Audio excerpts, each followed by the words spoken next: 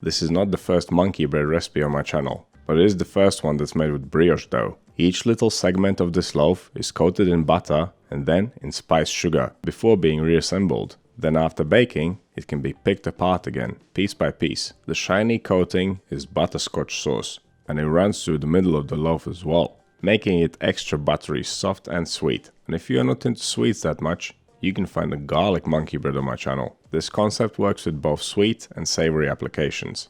But first, let me show you how to make this one.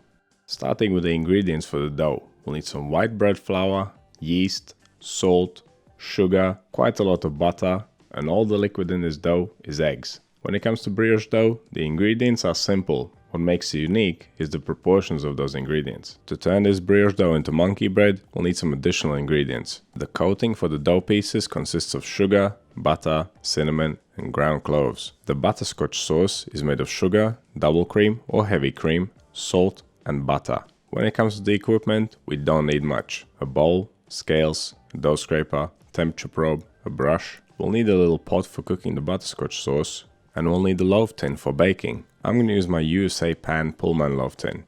It measures at around 23 centimeters or 9 inches long, 10 centimeters or 4 inches wide, and 10 centimeters or 4 inches deep. If you don't have a Pullman loaf tin, you can use a regular 2-pound loaf tin. I would suggest reducing the amount of dough by around 10%. Line your baking tin with some non-stick paper. This is going to get very sticky. With the ingredients and the equipment out the way, let's begin the process. It all starts with temperature control. My kitchen is pretty cool right now, at around 19 degrees Celsius or 66 degrees Fahrenheit. I kept the eggs at room temperature, so they're about the same. We want this dough to be slightly warmer, so what I'm going to do is use warm melted butter. It will help to raise the dough temperature by a few degrees. Because the cool kitchen temperature, I also decided to increase the amount of yeast in this recipe. In winter time, generally you want to use more yeast and make your dough slightly warmer. That is if you want to stick to the same fermentation times. A quick note on the eggs here. In my previous no-knead brioche dough recipe, I used 6 eggs or 300 grams. This time I'm using 5 eggs or 250 grams. I wanted this dough to be a little bit more solid for the projects that I'm going to use it for. It will still turn out extremely soft. Okay, drop the eggs in a large bowl, whisk them up, add the yeast, the salt and the sugar, and then whisk again. The next step is a cake making technique that I like to use for this no-knead brioche dough. This will make it easier to mix the butter into the dough. Add 8 tablespoons or 200 grams of flour to the liquid and then whisk until smooth. Now add the butter and whisk again. Once the mix is nice and smooth again, add the remaining flour, then take your dough scraper and mix it to a dough. A quick note on yeast. I'm using instant dry yeast. If you're going to use active dry yeast, you should whisk the eggs, add the yeast, then whisk it in and leave it to sit for 10 to 15 minutes before adding any other ingredients. If you don't let the active dry yeast activate, your dough is not going to rise. Okay, after mixing, this dough will be extremely loose and sticky, but that is totally normal at this point. You can wet your hands with water to make it easier to handle. Now shape it into a ball and then take its temperature. Ideally, this would be around 24 to 25 degrees Celsius or 75 to 77 degrees Fahrenheit. But mine turned out a little bit cooler at around 22 degrees Celsius or around 72 degrees Fahrenheit. The temperature will dictate how you proceed. We must give this dough a couple folds. Folding replaces kneading in this kind of recipe. Because my dough turned out quite cool, I left it out at room temperature until after I performed the second fold. If my dough had been warmer, I would have refrigerated it after the first fold. So if your dough is cool, leave it at room temperature. If it's warm, place it in the fridge after the first fold. But regardless of what you do, the folding interval is 30 minutes. When it comes to the folding process, there is nothing special about it. You don't need to use any flour because the dough is not sticky. Place it on the table with the smooth side down, flatten it out, fold it over itself, going around in a circle until you reach the point where it started. As I mentioned earlier, I'm placing the dough in the fridge after the second fold. After another 30 minutes of resting, we can divide this dough in half. I always make a double batch of brioche and then use it for 2 projects. This recipe only requires half the dough. If you only want to make the apple cinnamon rolls, then you can make half the recipe. In that case, instead of dividing the dough, you simply give it a third fold.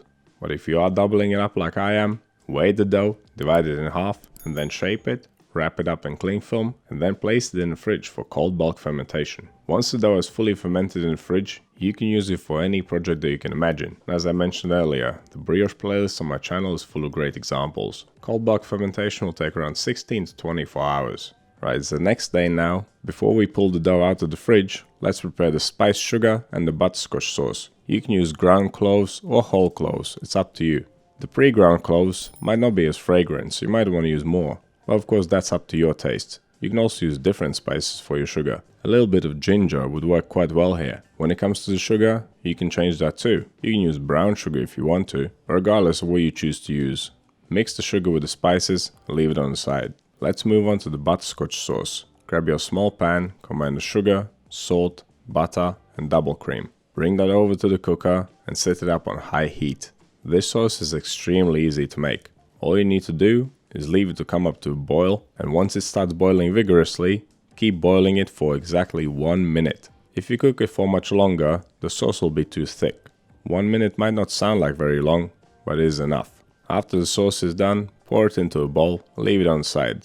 We don't need to cool it down completely. It can be used pretty much straight away. The brioche dough is not going to suffer because of it. If anything, it may make it rise quicker. Okay, we got the spiced sugar, we got our butterscotch sauce. Now we can pull the dough out of the fridge and turn it into a monkey bread. We need to cut this dough into little pieces. What I like to do is flatten it out, then use my dough scraper to cut it into strips, and then cut those strips in little squares. How big or small you make them is up to you. And if you got some hungry monkeys, perhaps make them smaller. Otherwise the loaf may disappear in just a few pinches. The smaller the pieces, the larger the surface area.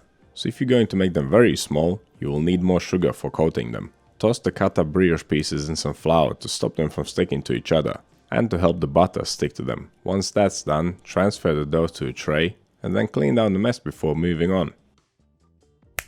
Now pour the melted butter over the brioche pieces and then mix them around to coat them on all sides. Then take the spiced sugar and then coat each piece of dough in it. Ideally, you want to use one hand for placing the piece of dough in the sugar and then use the other hand for coating. As you can see, I'm not following my own advice here. But that is only on the first piece. I did continue correctly. Once all the pieces have been coated, we can layer them up in our baking tin.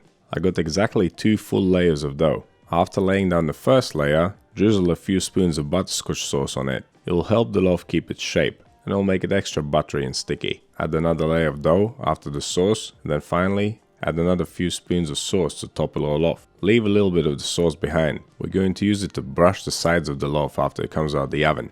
Okay, this thing is ready for the final proof now. And brioche dough can take a while to rise, especially in winter. At around 23 degrees Celsius or 73 degrees Fahrenheit, it took me about 4 hours. If you want it to rise sooner, just place it in a warmer area, or whatever you do. During the final hour of fermentation, preheat the oven to 170 degrees Celsius or 340 Fahrenheit, fan on.